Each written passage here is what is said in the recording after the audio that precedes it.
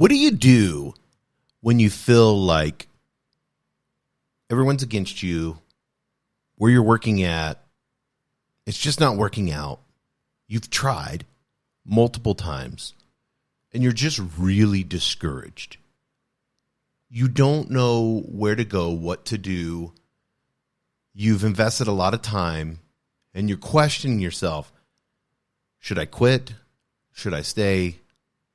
Should I try to change things? Should I just accept it? And then there's me and do other things that make me happy, but just do this for my work. Well, Madeline Holman Blanchard, she had a letter that was sent to her, and I love this. And I think this describes a lot of you that are out there, and we've all faced this. I mean, every single one of us has faced this many times. And this lady's writing, and she's talking about how she had given 8 years of her life to the company. I mean, hardly not even having any type of relationships, putting her family off, not, going to a lot of family events. She doesn't want to talk to her family because her family will say, I told you so. She's like missing everything to the point of putting work like first. She's getting all her self-fulfillment in life, in all of life, based off of her work. And she admits that. She understands that. But I think the problem that she's seeing is that her leadership is not living up to the standards of what she's doing.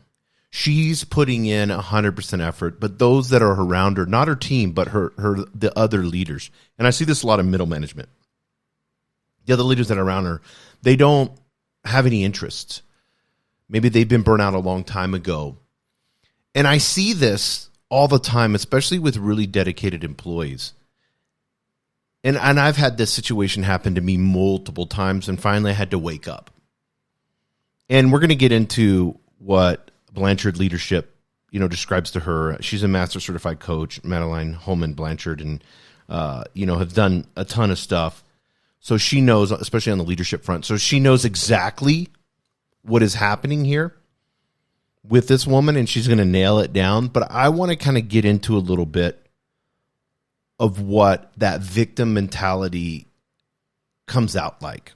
And I want to do this. We'll get into the leadership part about what she suggests, but I want to kind of help you guys, because this can be any situation. This can be in a relationship. It doesn't have to be work. This can be in anything. And victim mentality says, it starts with I. I am doing this and I am doing that. And the other, see how you're separating yourself? The other is not doing this. And the other, I'm making a judgment off of the other because I have a right to, because I am sacrificing. So my judgmental opinion of what I think you should be doing or not doing, or who you should be or what role you should be in, is based off solely on what I think. Because I've earned the right to think this because I'm doing this, and this. This is super dangerous. And you need to catch yourself before you fall into this trap. Because victim mentality, what it'll cause you to do, it'll cause you to have this underlying, have you ever gone to a pond and seen one that's not very static? Or you can do this in an aquarium if you just cut the flow off of water and oxygen. Guess what happens? If there's no circulation going on, you get this stagnated water, this stagnated pond, this green yuckiness. And it stinks and it's gross. And eventually, if there's no oxygen in the water, nothing can live, not even plants. Fish and everything will die. This is what happens. It creates this algae, stinky green slime that's on everything. And you begin to operate. You think you're operating at 80, 70, 90, 100%, but you're only actually operating, when you're in victim mentality, you're only actually operating like 30, 40%. You're not realizing it because what you're really doing is judging everything that you do or don't do based off of others. And I've seen this with leaders that have a team of people and they don't understand how to lead them.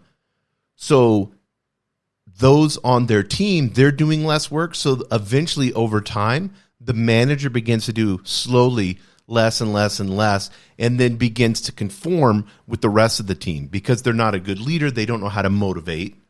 They don't know how to hold people accountable. They don't know how to coach people. So they just slowly fall into this demise, this yucky, green, nasty pond. And I've seen this in relationships. Like, just if you don't have to put work there, you can put relationship. The other person's not giving their all. The other person's just kind of half-assing things. So you're like, why should I be committed to the relationship? Why should I do anything? Well, this is what leadership is about. You don't need leaders if everybody was being disciplined and self-sufficient and self-aware and were understanding and very quick to see a problem and handle it. This is why you're a leader. This is what you're put here for. The position that you're in right now that you're having issues with, whether it's a relationship, whether it's work, whatever it may be, a friend that you may be out, family members that are having it, whatever it is. If you are a leader, it is your responsibility to handle the situation. Not complain about it because that's victim. Not just deal with it because that's victim. All this is passive aggressive. You have to confront this. You have to deal with it. Now, you dealing with it will decide what type of leader you are. A self-aware leader, and I think this is where the article is so awesome in what she responds back to this. And she talks about disappointment. And she says disappointment on this scale is terrible. Unmet expectations is debilitating. Of course, all that. Dealing with grief, the loss of a dream. That can mentally tag you down. And she gets into, you're young, you're 30, you can pivot, you can do different things. But she says, I'm going to give you some options. And this is something that's really, really cool. Because when we play victim mode, we limit our options. Let me say that again. When we play victim mode, we limit our options. Because we can't see clearly. We're in the fog. We're down in the valley in the fog. We're not on the mountaintop. And we're just, stumbling through trying to find something. And most of the time we're being reactive because we don't have our full senses. And so this is what she says. She says to start with her first. And she says, it will serve you to do some deep thinking about what changed in you that caused you to now see things so differently. So brilliant. Amazing question. This is self-awareness at its best. She's saying, you loved the company before, you were kicking ass, doing awesome, you were willing to devote your life to this company to the point of putting it first in your life. And I'm not opposed to that. If you guys are a startup or you're doing something new or you just love to work, you have to kind of be careful with that, especially when it comes to family and stuff like that. But if you love to work, then that's awesome. But you have to say, what changed inside of me? You need to ask this first. Why am I thinking differently than I thought before? And then another great question. She said this. What is it about you that kept you from seeing it sooner? That's so good. You get think about a relationship. It's like, you don't like this person after 2 years of being with them. Why didn't you see it 2 years ago before you even got into the relationship? Isn't that such good holding yourself responsible as a leader? Isn't this practice so awesome for self-awareness? Because everything we experience in life, they're not problems. They're just catalysts for learning, aren't they? That was our last podcast. We talked about learn, teach, learn. This is so important. What is it about you that kept you from seeing it sooner? This gets you out of victim mentality so quickly. Next one is, what is it that made you so enthusiastic about your job? You have to go back kind of to first principles. Go back. What was it? What was that first part of your relationship that made you so excited about this person? What was the first part of the job when you came into the job that made you so excited about the job? You have to ask these questions, and you need to get clarity. That's what victim mentality hates. The ego and victim mentality hates clarity. It can't handle it. It runs away when you seek clarity. When you gain clarity is when it begins to shift and change. But you need to first say, okay, I'm in a fog. I don't understand what I'm doing. I'm playing victim. I need to Pivot, seek clarity right off the bat.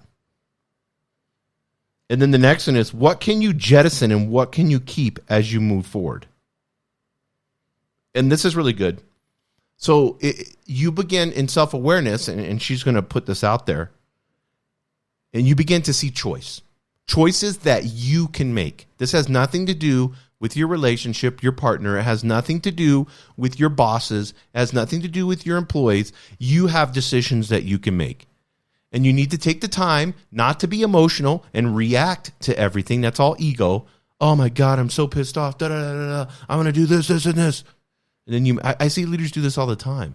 I'm like, I'll ask them this question. Like, are you acting in the best interest of yourself in this company, or are you acting emotionally right now? Well, to be honest with you, Jason, I'm acting emotionally right now. Where are you logically getting this information from so that you can make this decision that will help all parties? So choice. So what does this lady have? She's discouraged. She's thinking about quitting. She doesn't know what to do. She's dedicated 8 years of her life. She's just disillusioned with everything. Here's the choices that she has. You can stay in the situation and suffer, because she says you can't unsee what you've seen. So staying in the situation will almost certainly lead to severe depression. I would say this. You can't unsee what you have seen, but are you seeing it properly through the other person's eyes? Or are your eyes judgmental and you're judging out of victim mode? Because another person's reality is their truth. You need to find that truth. Maybe you've changed, and so your partner's just reacted to that because something that you don't think is very important, you've changed. And so it makes them feel like they're not being loved enough, and maybe they don't want to have the conversation with you, or maybe they don't even realize it. And you need to have that conversation with them. This is having a loving conversation, saying, hey, is there something that I'm doing that's making you not feel very loved? Is there something that I'm doing that's causing distance? And you've got to have these hard conversations. If you want to keep any type of relationship, you got to go to a boss and say, hey, boss, I know you say you're super happy with me and everything else, but I'm feeling kind of a little discouraged in the job, and I would love to have a conversation with you on that. People, if they're good people, not everybody's bad. If they're good, they'll have a conversation with you, and they'll give you a different perspective. They'll say, well, what's going on? And you could be like, I'm just feeling a little discouraged. I think I'm kind of in a little bit of victim mentality. And I want to see what I can do I've been working a ton. They may suggest a vacation. They may suggest that there's lots of different things. You're going to see their reality. So is there anything that I can do? I would ask them, is there anything I can do that would, create more value, not just for myself, but for the company, for you? And you literally can shift and change the perspective of what somebody's seeing in you and what you're seeing in them. So being a victim is staying in the situation and not changing it. And that leads me to the second one. She said, you can stay in the situation and suffer, or you can try to change your situation. She said, is it too crazy to think that you might be able to stay and change the system from the inside? Keep rising in the company and change the culture to be more aligned with the stated values. Is that a worthy goal? Is that something that you want to do? You can do it. I say this, you don't have to have a different position, a different title to make change. You can make change anytime you want. I think Jesus is a perfect example. Whether you're Christian or not, it doesn't matter. He didn't lead from a title. He just was a change agent and created change, right? Everywhere he went, he created change. And I think having that servant leadership approach in the sense of, how can I help this person be a better person? How can I help my boss be a better person? How can I help every single person on my team be a better person? Let's have conversations like that. Let me remove myself from the situation and these bias filters that I've built up over the last few years, and let me have a true heartfelt conversation, because this person is a human. They have a heart, they have emotions, they love, they get angry. It's a human just like me. So it's my responsibility, because I'm a leader, is to go have a conversation with them. And to have a conversation, not where I'm playing victim, but have a conversation where I'm facilitating how amazing they are and me trying to see that in them. It's so funny. You can take people of polar opposite views and put them together, have them start talking about their family. Guys, we agree on 90% of things. Most humans will agree on 90% of things in life. But yet we'll think of somebody as absolutely horrific because of a political view or whatever it may be, a religious view, all these things. And that's such a small percentage of the things that we can agree on. Go talk to your boss and say, I feel this, this, and this, and this, something that I need to work on and maybe change.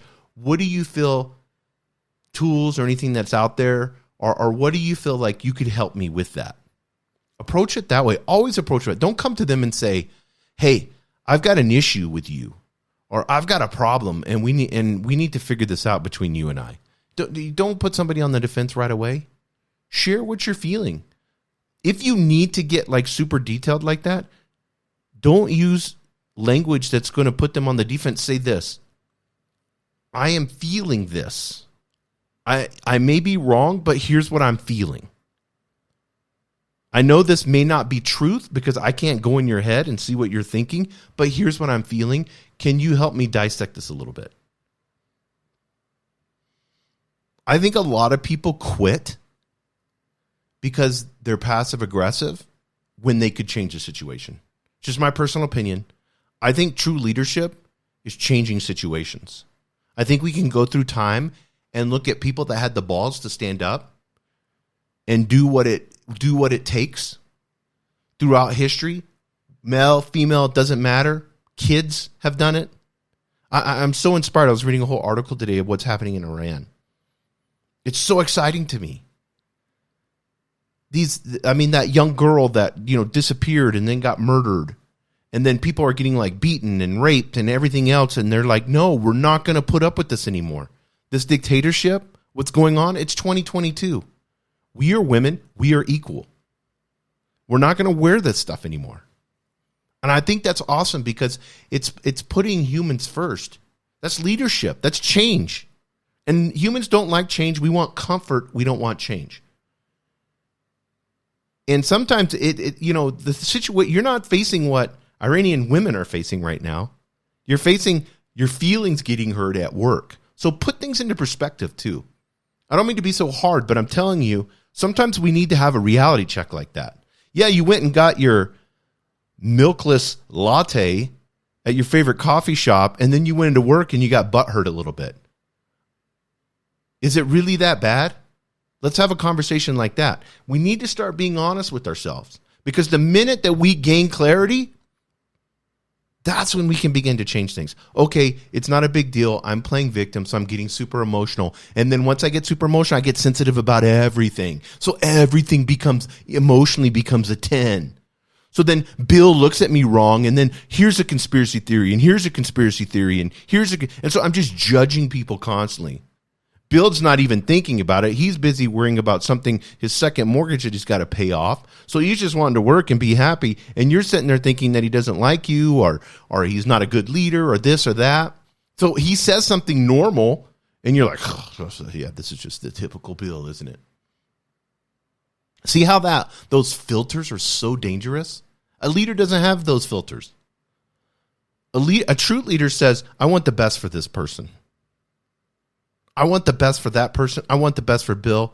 How can I accomplish that? How can I make Bill a better person? That's a true leader, isn't it?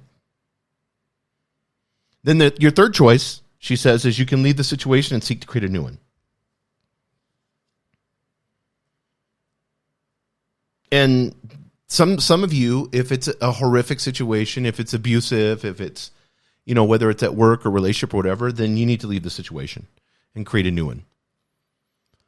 Some of you are, and I've talked about this before, are in the totally wrong job. You're just doing it for money. You're really exchanging your limited time on this earth in your meat suit for dollar bills.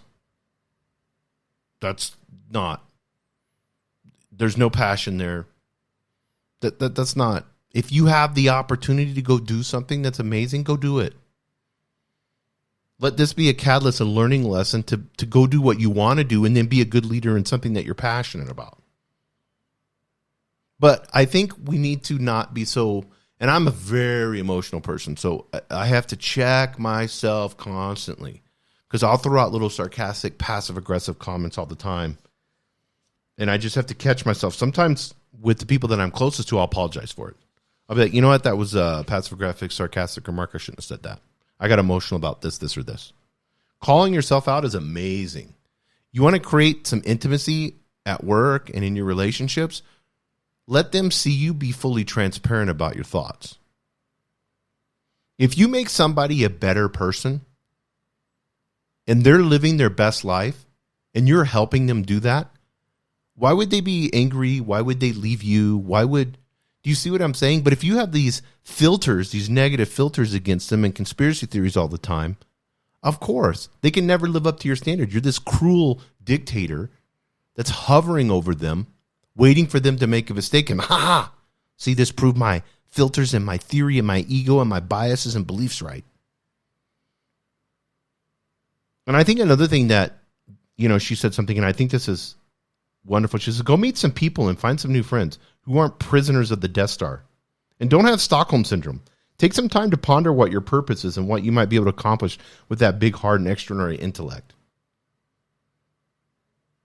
And, sometimes it took it could be an 8-year lesson of learning and seeing what you really want. And maybe we outgrow things all the time. We evolve. And in that evolutionary process that each of us, as our self-awareness grows, some things, there's seasons in life. Creation shows that to us, doesn't it? And sometimes walking away from things is just as important as stepping into new things. Sometimes you've got to end the things that are in your life now, but you need to take time to think about it. Don't be reactive. Don't be emotional about it. Become really self-aware where you feel confident that you should do this. That deep down inside, you have this peace. When you go to make a decision of something like this, make sure you have a peace about it. And I've done that multiple times, and it feels so good, and it feels so right. There's a right way to end something and a wrong way to end something. Try to end it right. However the other person reacts, maybe you need to end a relationship. See if I've done it multiple times where I've been friends with people afterwards. And if you can do that, because, obviously if they're not happy and I'm not happy, then we're not living our best life. And there's somebody out there that can help them live their best life. And they need to be free to go do that. Whether that's work or in a relationship or whatever, that should be the conversation. Get the egos and all that away, the possessiveness, the jealousy, get all those nasty filters away, and begin to experience freedom through clarity. Thank you for joining us on the Albuquerque Business Podcast. And thanks to our sponsor, RigbyDigital.com. Make sure to subscribe and share. And go to abqpodcast.com. Get show notes, resources, and links to everything we talked about today to help you navigate your journey as an entrepreneur and business owner.